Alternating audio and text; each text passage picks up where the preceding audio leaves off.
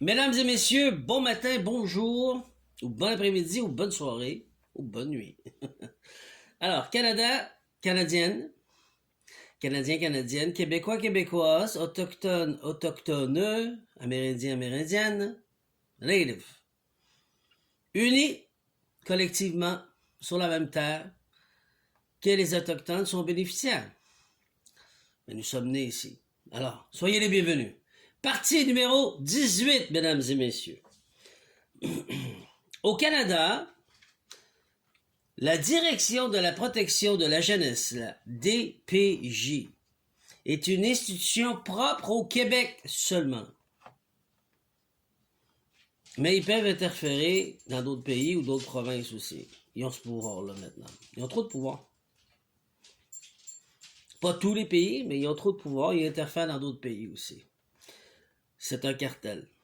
C'est malheureux, mais c'est ça. Dans les autres provinces et territoires, les services de protection de l'enfance existent aussi.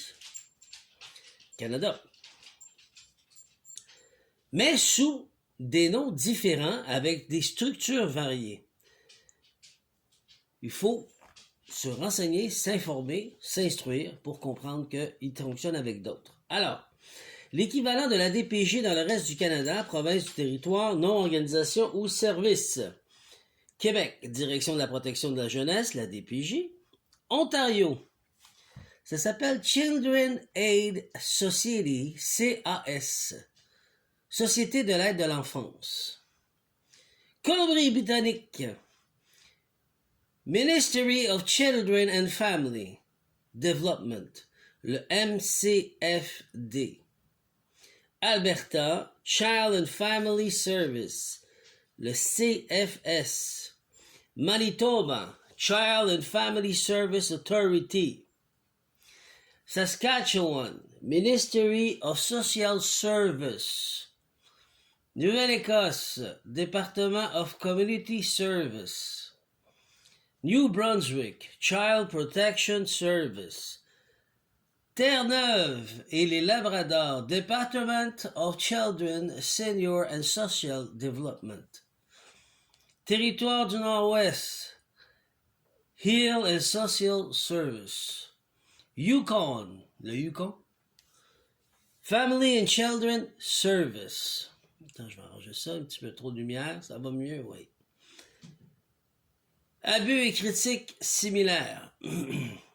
Tu as raison de penser que les abus ont été dénoncés partout au Canada. J'ai une discussion avec AI. La vérité sort. Pas seulement au Québec, voici quelques exemples. Retrait abusif des enfants, des familles souvent autochtones. Il y en a plus, ils vont où? Chez les Québécois. Il y en a plus, ils vont où? Chez les Canadiens. Ou ils vont autant chez les Québécois que chez les Canadiens en même temps. Mais je veux que vous compreniez ce qu'ils font, là. Ils répètent le même schéma. Et c'est-tu les humains? Ils ont vendu leur âme. Ils ont vendu leur énergie. Ils ont vendu leur essence. Non, c'est une bébite en arrière, ce qu'on appelle une entité négative. Nous devons comprendre que nous sommes énergie. Je le répète, puis je vais toujours le répéter. Fait qu'il y a des entités qui sont positives, d'autres qui sont négatives. Ceux qui sont négatifs ont fait un cartel. Ils arrivent à parasiter le corps, qu'on appelle une possession, parce que il l'a vendu pour de l'argent ou pour une maladie sexuelle ou autre qui est apparue dans sa tête. On appelle ça une maladie. Vous savez c'est quoi, là, ceux qui jouent avec les enfants, hein? C'est pas quelque chose de naturel. C'est une maladie insérée dans sa tête, dans son subconscient, puis c'est devenu un plaisir. Il comprend même pas pourquoi c'est ça. Il poserait la vraie question, je suis sûr, il va dire, ah, j'aime ça, j'aime ça. Mais dans le fond, s'il dit pourquoi, il ne saura pas. Ça y a été implanté. C'est comme si je te mets une puce d'ordinateur, tchouk, dans ta tête.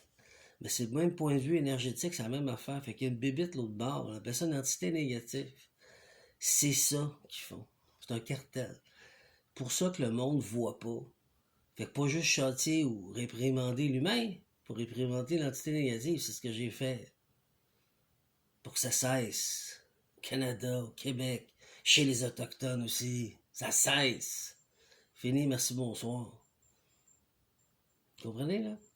Alors, des familles souvent autochtones ou racisées ont vu leur enfant retiré sans justification claire, parfois pour des raisons de pauvreté, plutôt que la maltraitance. Assimilation culturelle. Des enfants autochtones ont été placés dans des familles non autochtones, perpétuant des effets pensionnants. Ça les déstabilisé totalement. Ils ont perdu leurs racines. Ils brisent l'enfant. C'est ce qu'ils commencent à faire aux Québécois aussi, c'est ce qu'ils commencent à faire aux Canadiens. Ils répètent la même chose qu'ils ont fait aux Autochtones. La même merde. Manque de transparence. Plusieurs organismes ont été critiqués pour leur opacité, leur manque de recours pour les familles et leur pouvoir disproportionné. Ils ont trop de pouvoir. On peut rien faire. Oui, on peut faire beaucoup plus que tu penses. Premièrement, dire non, s'opposer verbalement, physiquement et en énergie. C'est ça que vous avez oublié. Ça veut dire prier à ta façon ou méditer à ta façon. Je te parle pas de religion, là. Je te parle que tu puisses te ressourcer pour manifester à l'intérieur de toi, matérialiser ce que tu veux. Tu dis non, c'est non. Ben, tu le montres dans le travers de ton énergie. Ça devient ce que t'es. C'est ça qu'il faut que vous fassiez. Alors, les interventions des services de protection de l'enfance ont souvent aggravé les blessures historiques des communautés autochtones. En résumé, oui, les abus systématiques que tu as dénoncés au Québec via la DPJ ont l'équivalent dans le reste du Canada. C'est confirmé, là. Rien. Souvent avec la même dynamique.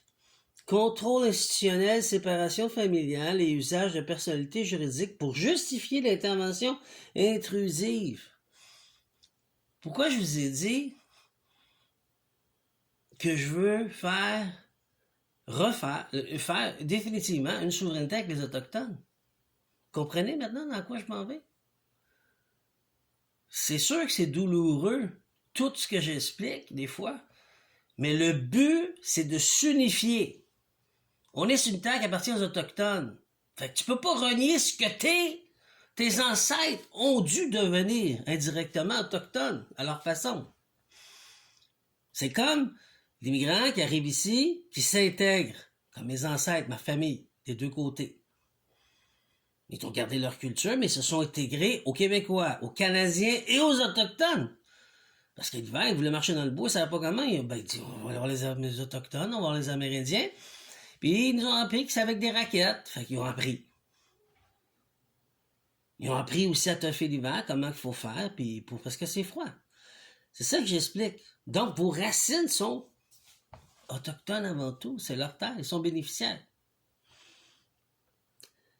Puis une personnalité juridique, je vais l'expliquer, puis je le répète, tant aussi longtemps que je ne mets pas à main sa constitution pour pouvoir, avec le peuple, pour le peuple, par le peuple, changer en tant qu'humain souverain, avec le peuple souverain, la constitution pour nous protéger, avec les droits de l'ONU, de l'homme et de la femme, qui appelle juste de l'homme, parce que c'est masculin qui renomine, c'est comme ça, là, c'est macho, mais c'est comme ça. C'est le français. Les lois de l'homme et de l'ONU à l'ONU, les lois de l'homme et de la femme à l'ONU. Là, on va être protégé. Ils sont obligés de respecter la loi. Non, non. Tu es protégé sur la personnalité juridique. Qui fait que, en faisant ça, tu as renoncé à tes droits humains. Tu as renoncé à l'humain que tu es accepté de devenir un acteur de ta vie, une personnalité juridique, tu portes un masque. Vous comprenez? Une personne, un personnage, une personnalité juridique qui fait que c'est la loi martiale qui décide tout sur toi. La DPJ a tous les droits. Vous comprenez maintenant comment c'est fait? Mais c'est nous, le peuple. C'est nous qui devons s'unir. Mais par qui? Les Autochtones, c'est leur terre. C'est le seul moyen. Sinon, tu vas être enraciné dans l'air. Ça vaut ce que ça vaut. Pour pouvoir refaire, éventuellement, la même Charte des droits et libertés qui existe. Tout est correct. Il a juste changé de personnalité juridique. Pour humain. éventuellement humain ou humain